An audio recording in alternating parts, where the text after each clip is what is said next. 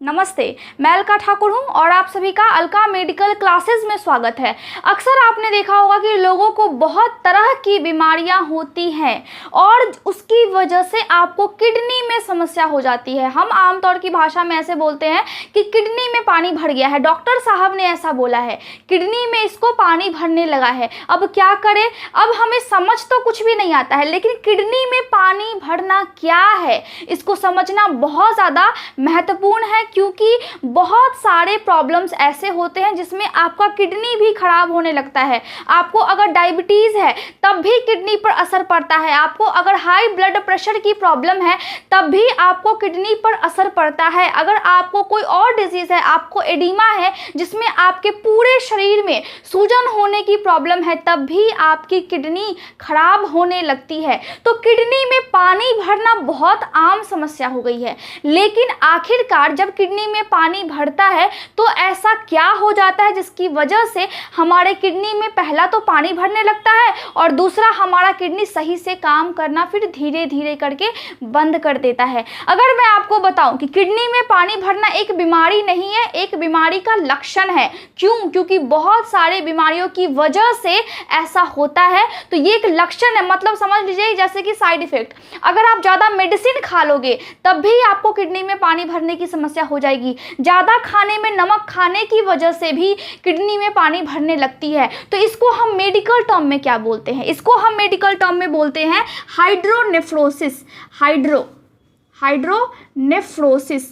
अब यहाँ पे जो मैंने लिखा है नेफ्रोसिस, इसका मतलब क्या है, और हाइड्रो लिखा है, इसका मतलब क्या है? हाइड्रो मतलब पानी, वाटर, और नेफ्रोसिस का मतलब होता है नेफ्रॉन। अब नेफ्रॉन कहाँ पर पाया जाता है? देखिए ध्यान से, ये अगर समझे कि अगर ये हमारी किडनी है, ठीक है, और यहाँ से निकलता है आपका यूरेटर, मैंने रफली बनाने की कोशिश की है, और ये देखिए ये इस तरह से आपका ब्लैडर होता है और यहाँ से आपका जो है ये मूत्राशय होता है, ठीक है। तो ये क्या होगा? ये आपकी किडनी हो गई, ठीक। ये आपका हो गया यूरेटर, मतलब एक पाइप जिससे आपका जो पेशाब है वो छन करके फिर आपके ब्लैडर में आता है, यूरिनरी ब्लैडर, जिसको हम बोलते हैं मूत्राशय, यूरिनरी ब्लैडर। अब जब भी आपको पेशाब लगता है तो एक रास्ते से आप उस पेशाब को बॉडी से बाहर निकाल देते हैं। यूरेथ्रा मतलब जो मूत्र नली होती है जिससे आप पेशाब को बाहर निकालते हो, ये होता है। तो यहाँ पे अगर हमने ध्यान से देखा तो हमारी किडनी कहाँ पे है? हमारी किडनी यहाँ पे पीछे में होती है, और यहाँ पे जो किडनी है वो छोटे छोटे नेफ्रॉन से मिल करके बनी होती है। अब नेफ्रॉन क्या होता है? नेफ्रॉन का आकार कुछ इस प्रकार होता है। अब ये जो नेफ्रॉन है वो लाखों करोड़ों की संख्या में होती है एक किडनी में, और फिर इसमें भी लाखों की संख्या में होती है। मतलब क्या है? मतलब ये है कि अगर माइक्रोस्कोप से अगर हम एक किडनी के किसी एक टुकड़े को काटे और फिर हम उसको माइक्रोस्कोप में देखें, क्योंकि माइक्रोस्कोप में हम वो देख सकते हैं जो हमारी आंख नहीं देख पाती है, छोटी से छोटी चीज को हम देख सकते हैं। तो यहाँ पे देखिए, यहाँ पे किडनी में हमें इस टाइप का आकार हमें काफ़ी ज़्यादा देखने को मिलता है, और इसी को हम बोलते हैं नेफ्रॉन। तो ये जो होती है ये क्या होती है? और ये फिर छानने का काम करती है। मतलब ऐसी बहुत सारी है एक किडनी में और ऐसी बहुत सारी है दोनों किडनी में। तो सोचिए कि जितना भी हम पानी पीते हैं, हम जो भी खाते हैं, उसमें से जो वेस्ट बचता है वो छानने का काम कौन करता है? वो जो पेशाब में से बाहर निकलना है, वो जो वेस्ट है उसको छानने का काम सारे के सारे नेफ्रॉन्स करते हैं, और इसी नेफ्रॉन्स में पानी भर जाता है। इसीलिए हम बोलते हैं किडनी में पानी भर गया है, और मेडिकल टर्म में इसीलिए यहाँ पर नेफ्रोसिस का इस्तेमाल किया गया है, क्योंकि ये नेफ्रॉन से आया हुआ है। अब यहाँ पे ये सवाल आया है कि नेफ्रॉन और न्यूरॉन में क्या अंतर है? तो जो नेफ्रॉन होती है उसके स्पेलिंग में फ़र्क देखिए। जो नेफ्रॉन है NEPHRONE, जो नेफ्रॉन है इसका मतलब है ये वाली किडनी में पाई जाती है, और जो न्यूरॉन है उसकी स्पेलिंग में अंतर देखिए, NEURONE, ये जो है हमारे ब्रेन में पाई जाती है, और जो इसका आकार होता है न्यूरॉन का वो तारा जैसा होता है, इस तरह होता है। अगर मैं बड़े में बनाऊँ तो इस तरह, ठीक है, स्टार जैसा इस तरह होता है और इस तरह इसमें से निकले होते हैं। तो ये हमारे ब्रेन में होती है, हमारे दिमाग में, जिससे सूचना एक जगह से दूसरी जगह पे फैलती है और बॉडी में फिर हम जो भी काम चाहते हैं वो अपनी मर्जी से कर पाते हैं और जो भी हम सुनते हैं उसके अकॉर्डिंग हम फिर रिस्पॉन्ड करते हैं, हम एक्शन लेते हैं। तो न्यूरॉन और नेफ्रॉन में कंफ्यूज नहीं होना है। नेफ्रॉन का मतलब होता है जो कि किडनी में पाई जाए और जिसका जो स्ट्रक्चर होता है वो ऐसा होता है, और न्यूरॉन का मतलब होता है जो हमारे ब्रेन में पाया जा रहा है, जिससे सूचना का आदान और प्रदान होता है और ये हमारे ब्रेन में है। तो न्यूरॉन और नेफ्रॉन में बिल्कुल भी कंफ्यूज नहीं होना है। सारे कंफ्यूजन अभी ही बिल्कुल क्लियर हो जाने चाहिए। तो हम कहाँ पे थे? यहाँ पे हमने देखा कि ये जो नेफ्रॉन है ये काफ़ी ज़्यादा संख्या में है और ये अच्छे से किडनी में छानने का काम करती है। गड़बड़ी तब होता है जब यहाँ पे ज़्यादा पानी भरने लगता है। अब ज़्यादा पानी भर रहा है तो मेडिकल टर्म में हमने इसको कह दिया हाइड्रोनेफ्रोसिस। अब ऐसा क्यों हुआ? बहुत बार ऐसा देखा गया है कि आपके बॉडी के अंदर या फिर आपके बॉडी के बाहर अगर कुछ दिक्कत हो उसकी वजह से किडनी में आपके पानी भरने लगता है। तो अंदर में क्या दिक्कत होगी? अंदर में देखिए, ये अगर हमारी किडनी है तो अंदर में कभी कभी पत्थर बन जाता है, जिसको हम बोलते हैं कि स्टोन हो गया है। कभी कभी इस जो रास्ता है जिसको हमने बोला यूरेटर, इसमें पत्थर बन जाता है। अब जब इसमें पत्थर बन गया तो क्या हो गया कि किडनी ने अपना काम बहुत अच्छे से किया, बहुत ईमानदारी से किया। जैसे कि आप पढ़ते हो अगर ईमानदारी से तो आपका एग्जाम ऐसे ही क्रैक हो जाता है और आप बहुत अच्छे मार्क्स लाते हो। लेकिन दिक्कत क्या हो गया, आपने अगर कोई सब्जेक्ट पर ध्यान नहीं दिया उसकी वजह से आप फेल भी हो जाते हो। तो यहाँ पे सेम कंडीशन है। सेम कंडीशन क्या है कि यहाँ पे जो यूरेटर है इसमें अगर पत्थर बन जाए तो किडनी ने अपना काम ईमानदारी से किया, लेकिन यहाँ पे क्या हो गया, पत्थर की वजह से ये जो पानी है, जो एक्सेस वाटर है, जो कि वेस्ट है, विषैला पदार्थ है, उसको हमारे बॉडी से निकलना है बाहर। अब इसने इसका रास्ता रोक लिया। अब जब ये रास्ता रोक लेगी तो ये वापस से ऊपर की तरफ चली जाती है, जिसको हम बोलते हैं वैसोकॉटेरल रिफ्लक्स। इस प्रॉब्लम को हम बोलते हैं वैसोकॉटेरल रिफ्लक्स, जिसमें पानी छन करके तो आई लेकिन वापस से चली गई। क्यों? क्योंकि उसको आगे जाने का रास्ता ही नहीं मिला। ठीक, यहाँ पे क्या हो गया, जब ये वापस गई तो किडनी में पानी की मात्रा जो है ज़्यादा हो रही है। क्यों? क्योंकि किडनी तो छान रही है लेकिन इसको जाने का रास्ता इस यूरिनरी ब्लैडर में नहीं मिल पा रहा है। एक कारण तो ये हो गया। दूसरा कारण, अगर ब्लैडर में स्टोन हो जाए, अगर ब्लैडर में यहाँ पर स्टोन हो जाए, यहाँ पे अगर स्टोन हो जाए, तब भी वही समस्या आएगी कि छन करके आएगी तो ज़रूर लेकिन फिर से वापस चली जाएगी, क्योंकि उसको बाहर निकलने का रास्ता नहीं मिल रहा है। कभी कभार ऐसा होता है कि जब आप किसी के साथ सेक्स करते हो और उसकी वजह से कोई बैक्टीरिया आपके बॉडी में घुस गई, जिसको हमने बोला था एसटीडी मतलब सेक्सुअली ट्रांसमिटेड डिजीज, जिसमें सेक्स करने की वजह से ही बैक्टीरिया एक व्यक्ति से दूसरे व्यक्ति में फैल जाती है और ये बहुत घातक होती है।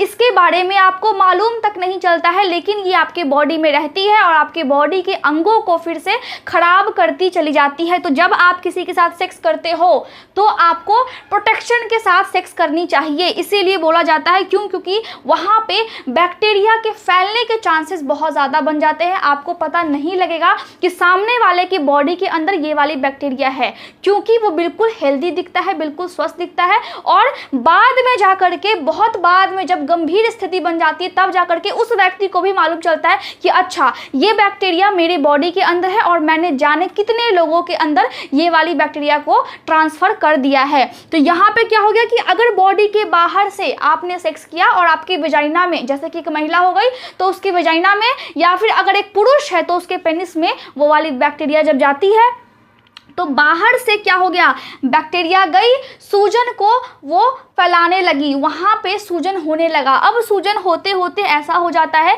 कि वहाँ की जो दीवार होती है बॉडी के अंदर की, वो काफ़ी मोटी हो जाती है, जिसके कारण सही से यूरिन बाहर पास नहीं हो पाता है। और फिर यहाँ पे इन्फेक्शन लगता है पहले बाहर में, फिर आपके ब्लैडर में इन्फेक्शन हो जाएगा, इसके बाद आपके यहाँ पे क्या बोलते हैं यूरेटर में इन्फेक्शन हो जाएगा, जिसकी वजह से यूरेटर में घाव हो जाता है और जब ऐसा होता है तो यहाँ पे इन्फेक्शन से फैलते फैलते फैलते फैलते फिर किडनी में भी इन्फेक्शन हो जाता है, जिसकी वजह से आपका किडनी सही से छान नहीं पाती है और वहाँ पे फिर पानी भरने की समस्या हो जाती है। तो बॉडी में अंदर से और बॉडी में बाहर से दोनों प्रकार से आपको इन्फेक्शन लग सकते हैं, दोनों प्रकार से आपको इस तरह की समस्या हो सकती है जिसकी वजह से किडनी में पानी भर जाए।